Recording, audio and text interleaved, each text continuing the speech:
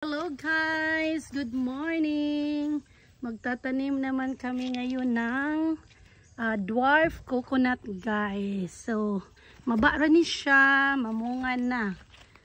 So, dito namin itanim. Dwarf coconut. So, dito guys. Nice ni siya kasi para lang siyang mga decoration, pang entrance. Pwede naman.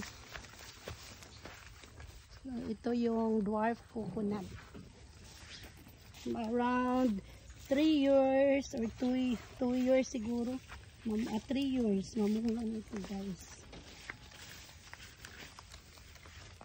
Dito namin itanim yan sa may kawayanan. Last time yung kalamunggay. Okay ng kalamunggay guys. Mabuhi na gid siya. So this time is our dwarf coconut na binigay ni Papang ito guys. So meron siyang coconut doon sa likod ng bahay. So ito yung mga bunga. Then ngayon itanim na namin. Uy, meron pa ring mga seedlings ng kuan. Dito yung kuan dong kanang mansanitas. Meron din kaming lumboy dito at saka sambag.